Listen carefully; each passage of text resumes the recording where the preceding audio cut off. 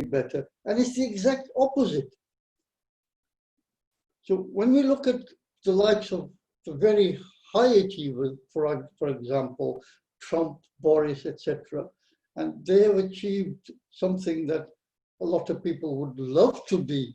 You know, if you play little games. If you were prime minister for one day, if you were the president for one day, what would you do? What one thing, if you could change, what one thing would you change?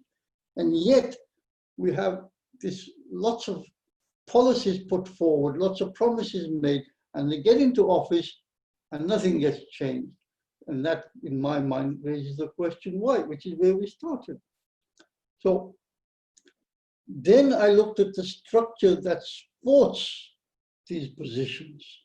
And those structures are in place and they change very slowly.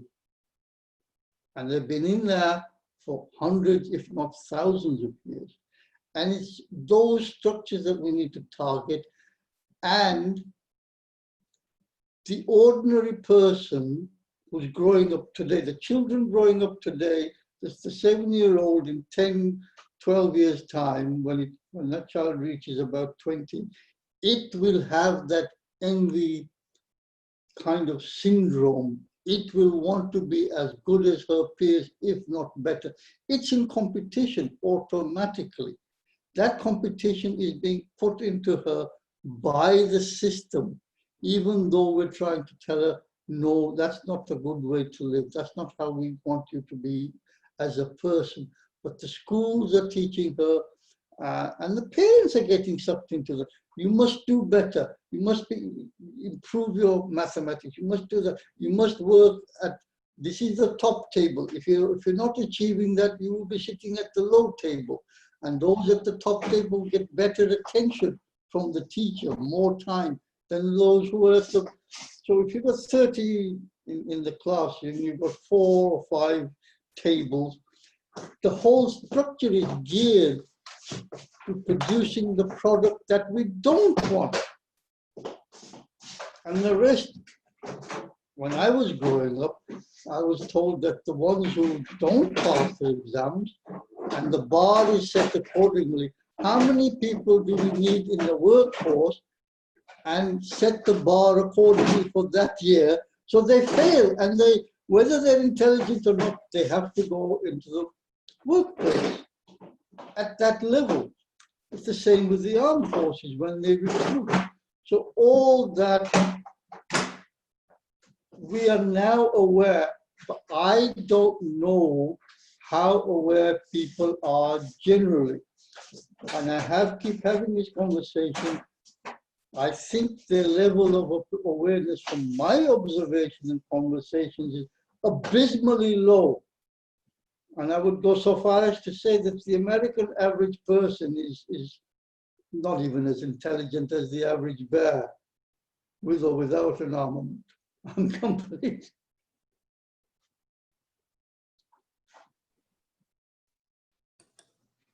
I apologize, my Zoom on my previous machine crashed. I'm hoping the recording can be retained though. Well, I did trigger, when you cut out, I triggered recording to the cloud, so you would be able to retrieve the end piece. Okay, I'm just hoping that the previous segment is not. Gotcha. Gotcha. Thanks for doing that, Doug. Yeah. I think the hierarchy and the othering that you're talking about, that's systemic and built into the system, I think that's right. But there's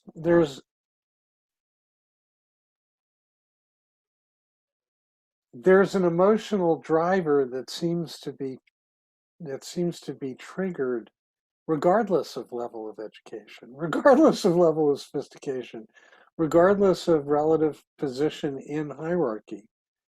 That there is, unless, based on what you said, it's just a matter of people inclined to play it forward, that if they were demoted in one contextual circumstance, they were going to grab for the next opportunity where they could do unto others what was done unto them.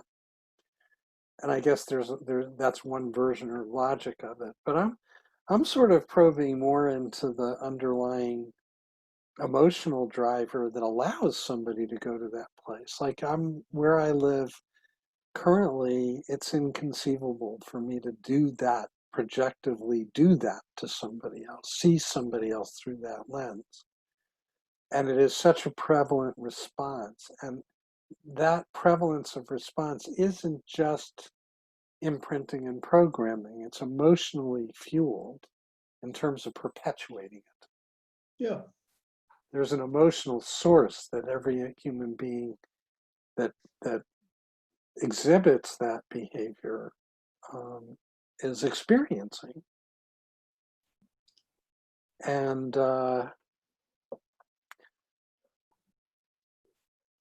I can only assume, because it's so toxic and so negative in its consequences to both the perpetrator and the person on the receiving end. I have to assume it's rooted in fear, because generally that's, negative stuff comes out of fear. Anger is the flip side of fear, so it's just a variation on fear. Fear is the primary. And what's the name of that fear?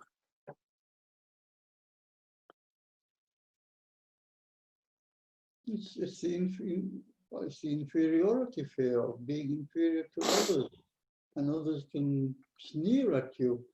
And it's also used as a lever to get you to do more work for less.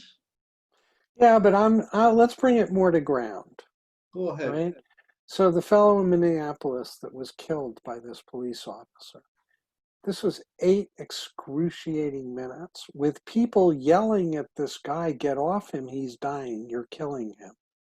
And he didn't move, callously, hands in the pocket. He was actively engaged in what he was doing to another human being. What drives that level of monstrosity of conduct? What, what I'm saying? There's an inner human emotional spiritual deadness that has to have occurred for that guy to do that, right? If I'm doing something, if I'm engaged in some sort of combat where I have to subdue somebody to be the hero figure, then I won't disengage, regardless of who's saying what. And because I'm wearing a uniform, I'm pretty much aware that nobody else will interfere. And by the way, there were 3 police officers. Absolutely. Yeah. I mean, this was So well not all past 3 were this was well past the point of subduing anybody. right. This was pure monstrosity. Absolutely, but the This was, mentality set that I can get away with this. The police but force. what precipitates the mentality to even want to even go there to that extreme a level? I mean, this was callous indifference for human life. This was literally psychopathic. It's not psychopathic. It's when that situation occurs, my workings would be what I'm doing now may be wrong, but can I get away with it? He wasn't thinking about getting away with anything. He was like, it was like a Sunday walk. Justification. If you look at the Action. video, no, hold on. That's after the fact. I'm talking about No. in the moment. In the moment. This is a guy who had nothing to fear, who was completely in control. He had 2 of his colleagues doing the same, lower down on this guy's body. There was no way for this guy to cause any harm or injury to them or anybody else, nor was there actually at any point during the whole confrontation, as it turns out. And 8 minutes. What enables that level of either intrinsic hatred or underlying that fear? What is that about? What is the process, the experiential frame and process that takes him there? My brother-in-law is chief of police in the town that he's in. He has seen some incredible action in his career over the last several decades. He was on the SWAT team as trained as a sniper. He has never killed another human being in all of those years. He's had confrontations, physical battles with perpetrators to get them under control. He's never killed anybody. He's never injured anybody. He's never put anybody in the hospital. What was the ingredient, the experiential ingredient in Frame that turned the guy that just killed somebody in that manner into a monster? And he has a history, apparently. Like, this cop had a history of abuse Yeah, of 19 power. years. Yeah, and I suspect that he's not thinking about you and me. He's thinking about the 45 million other red MAGA hat wearers, and to them, the hero. I'm sad to say. Yep. So in a completely sort of twisted, distorted frame, he's acting out the desires, the beliefs, the orientation of a constituency. So Kayla, we just came full circle back to the answer to your question, which is, yeah, it's political. Yeah, it's political. It's even less of that. It's more of, well, that's one less black fucker we have to worry about. It comes down to that kind of mentality. And that goes down to the phrases that have come across of centuries, of millennia, that these people are inferior. And that phraseology is still intact today.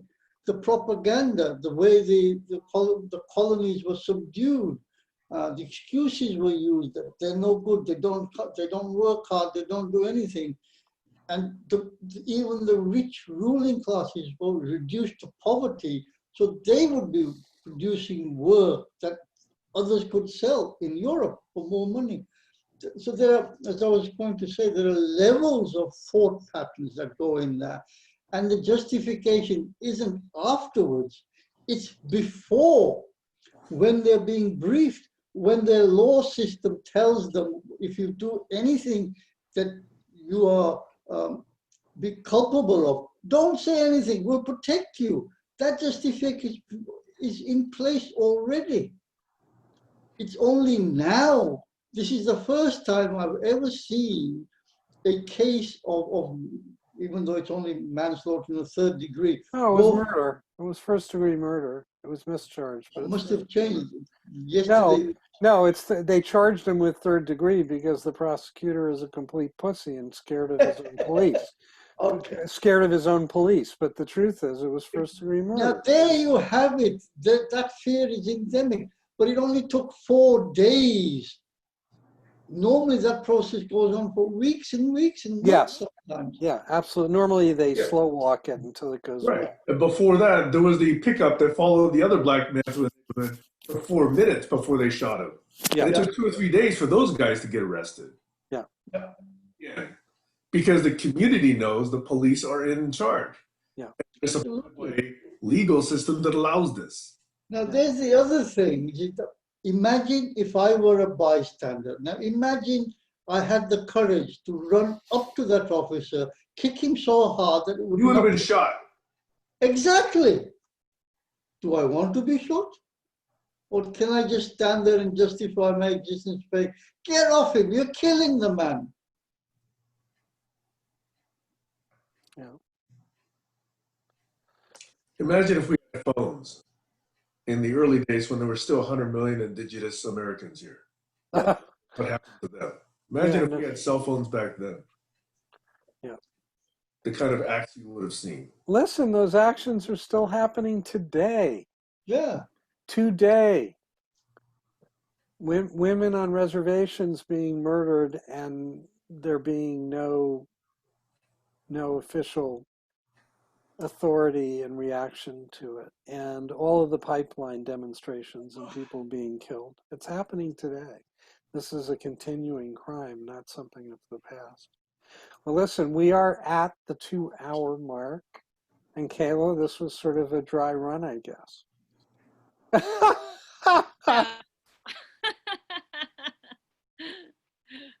We sort of I practiced. think my understanding of the Tanaloa is it's more personal stories. Yeah. No, You could have more personal I stories. was just kidding. We sort of were warming up for you. Oh, yay! Well, you know, it's a very soporific topic, this racism thing. It's a big deal. Not. It's a You big know what? deal. I wanted to say something that kind of went on to what Sam was saying about here in the United States with our values. You know, that is definitely the truth. There's a lot of placement on the end goal rather than the journey and the difficulties of the journey. You know, you have to appreciate all of the obstacles and the difficulties and the conflict and everything on a personal level and then on a national level too. And it just made me think, you know, sometimes when people glorify the end result and people and others follow that pathway, it's very difficult and it's discouraging. You know, I don't know if you're familiar with Angel's Landing. Josh had said, I went on an adventure during the first part of this COVID lockdown, which is true. And I went to this place called Angel's Landing in Utah, and it's a very sketchy hike. It is scary. But I wanted to do it. I had to do it all the way up there. I was scared. I don't think I'll ever do that again. I mean, it was scary. I was so scared when I was at the top, I didn't even know how I got there. I was at the top, I couldn't even take a picture to show everybody. I made it. You know, and going back down was even harder than going to the top because I was like scooching on my butt like a dog the entire way down because I was so frightened. You know, it's just funny how we place value on these glorious success stories. You know, everyone's journey is their personal journey, you know, but there's not enough education on how you get there. There's not enough value on your failures. There's not enough value on, you know, on the people who support you and your support system. Here in the United States, it is very much a selfish, shallow, you know, value system, and it's unfortunate. I don't know. And with that, my thoughts are complete. Doug, you're on mute. And with that, we're past the top of the hour. I got a reprieve because I got to stay for the whole thing, and hopefully the plumber still shows up since we emptied a bunch of stuff and moved a bunch of stuff. But I'm glad I was able to be here for the whole thing, and I really appreciate all of you. And yeah, I think there's more digging into this through the lens and from the perspective of, so how do we relate and deal with those that are in that level of darkness to level them up and to bring back the light?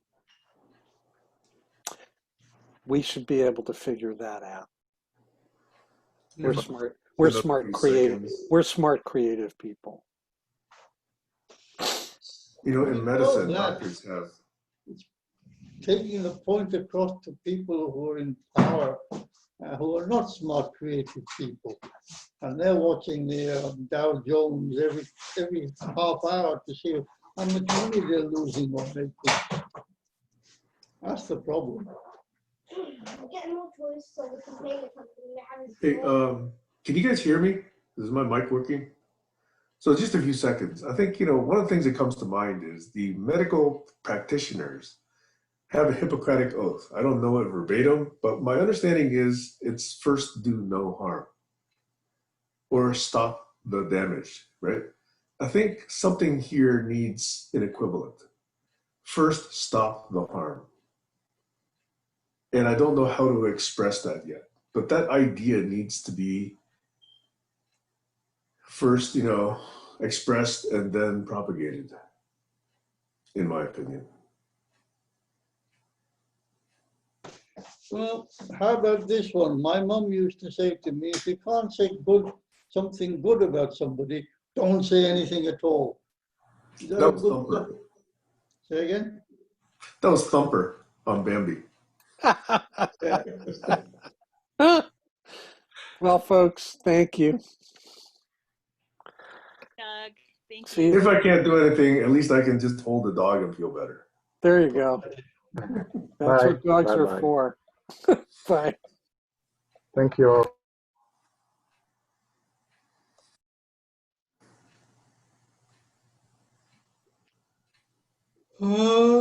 That's a good value to begin with, Sam. Hugging It's a the good dog. what? That's a good value to begin with. Yeah, I mean, think of ourselves as maybe what? Social doctors or nurses, or at least, interns. First, stop the harm, stop the damage, stop the killing, stop the Stop oppression. the hemorrhaging. Are you guys going to stay around for a little after session chat, or are you going off now, or what? My I friend, have no hard stop right now. Yeah. Okay. I have to go. My friends just texted me from Long Beach and they said they're on their way. So I have to clean up and put on makeup. Yeah, could you explain that to me? Why do you have to clean up or make up or whatever just because you've got friends coming over? Is it one, because they'll come in and say, oh, what a nice place? Is it two, it's a mess? Or is it three, because your mother used to do it?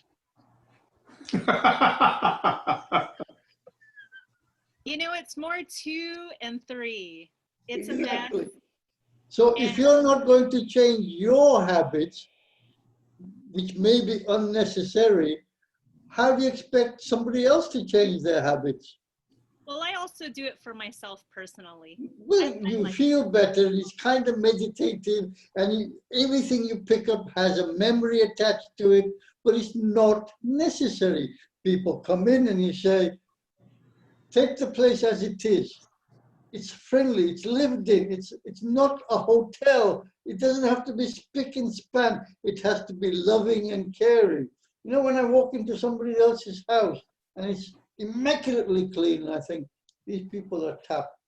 They're not going to be my friends. It's overly clean. Usually means that before I arrived, they were running around, tidying up, rather than saying, let's provide a nice, warm, friendly welcome. Two different scenarios there. No, that's great. My house will never ever be spick and span clean. I Good. just have to clean up the dog poop. I've got lays everywhere. So my version of cleaning up is just making sure they don't step in poop. That's a good idea, yes. And the toilet is reasonably presentable, and the bathroom where they have to wash. It starts with those little things, and pretty soon it's spick and span. I know. Trust me, I'm not anal or whatever. I'm not that bad. Not with 2 kids and 2 dogs. Just make sure it doesn't smell. Why? Huh? I don't see the point of cooking something delicious and then you go around the house with a spray so that it won't smell what was cooking. Oh no, the cooking will smell fantastic. It's the dog and the stinky kids. Apart from the dog poo, dogs do generally smell, don't they? What are you going to do about that? Give the dog a bath as well? No.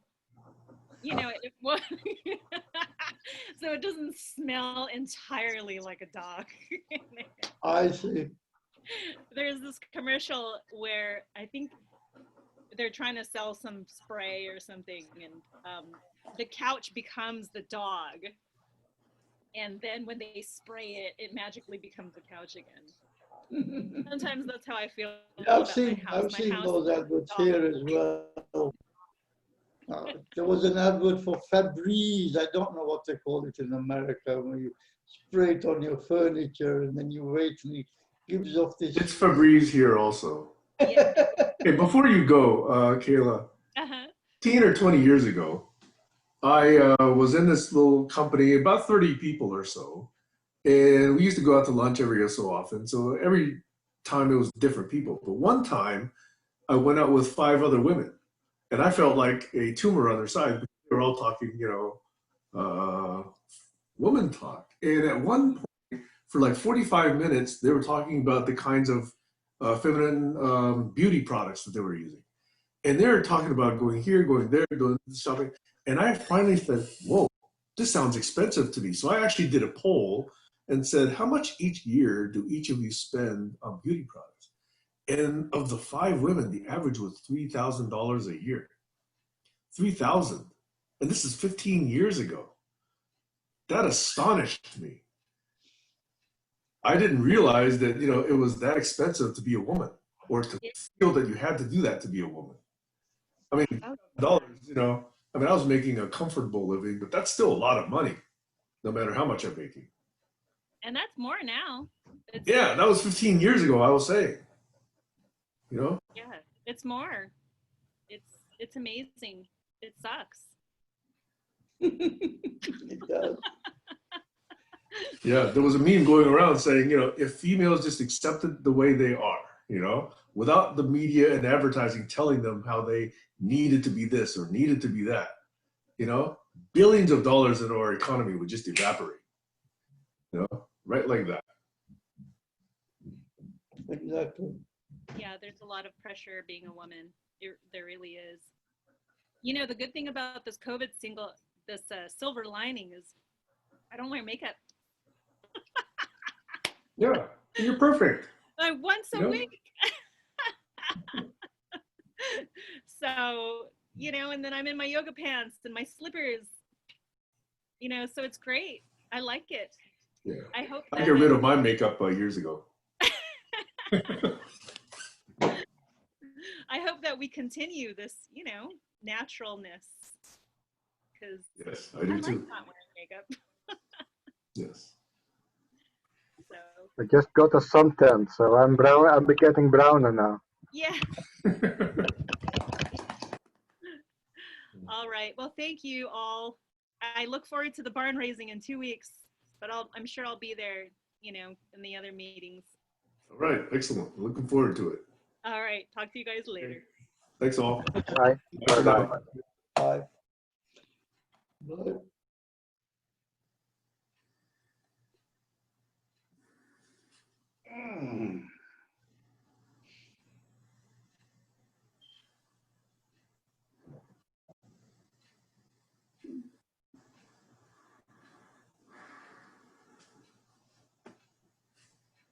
Did you give that dog a bath recently? It's been probably 3 or 4 weeks. It's about. Remarkably kempt, that dog. How old is it now? Just turned 8 months. 8 months old. About 52, 53 pounds, my guess. Mm-hmm.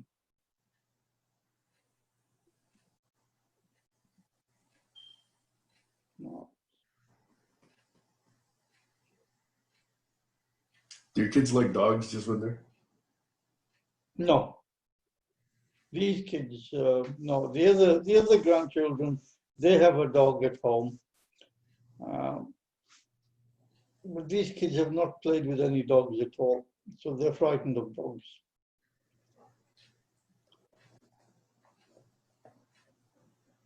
But they pick up the ladybugs and things from the garden and they bring them into here and they, look what I found, look what I found. I think they'll overcome it eventually as they get older. How are you, Thais? I am fine. So I used to lock up to stay at home very much, and now I was walking. So I know a very nice park that I didn't visit a long time ago, and it's one end quarter, 1 hour and a quarter walk, so it's 5 kilometers. So I walked 5 kilometers, stayed Yep. there a few hours, and then I walked back. And then I knew if I would be 6:30, then I would be here seeing you. So that's so I had a good pace back. Normally I go very slowly back, but and I didn't drink water the whole time.